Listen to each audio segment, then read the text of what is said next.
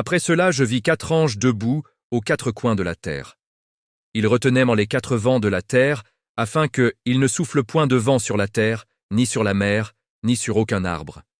Et je vis un autre ange qui montait du côté du soleil levant et qui tenait le sceau du Dieu vivant. Il cria d'une voix forte aux 4 anges à qui il avait été donné de faire du mal à la terre et à la mer, et il dit : Ne faites point de mal à la terre, ni à la mer, ni aux arbres, jusqu'à ce que nous ayons marqué du sceau le front des serviteurs de notre Dieu. Et j'entendis le nombre de ceux qui avaient été marqués du sceau, 144 000 de toutes les tribus des fils d'Israël, de la tribu de Juda, 12 000 marqués, de la tribu de Ruben, 12 000, de la tribu de Gad, 12 000, de la tribu d'Azer, 12 000, de la tribu de Nephtali, 12 000, de la tribu de Manassé, 12 000, de la tribu de Siméon, 12 000, de la tribu de Lévi, 12 000, de la tribu d'Issachar, 12 000, de la tribu de Zabulon, 12 000, de la tribu de Joseph, 12 000, de la tribu de Benjamin, 12 000 marqués. Après cela, je regardais, et voici, il y avait une grande foule, que personne ne pouvait compter, de toute nation, de toute tribu, de tout peuple et de toute langue.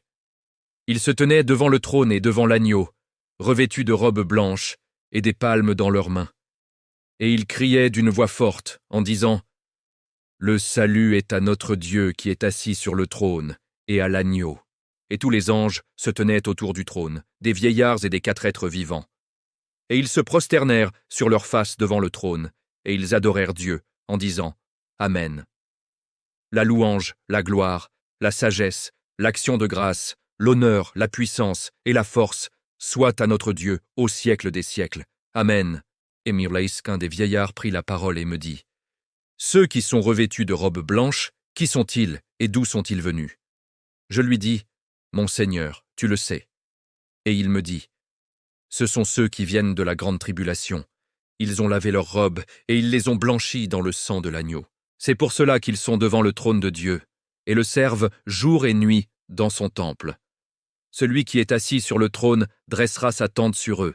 Ils n'auront plus faim, ils n'auront plus soif, et le soleil ne les frappera point, ni aucune chaleur, car elle, agneau, qui est au milieu du trône, les paîtra et les conduira aux sources des eaux de la vie.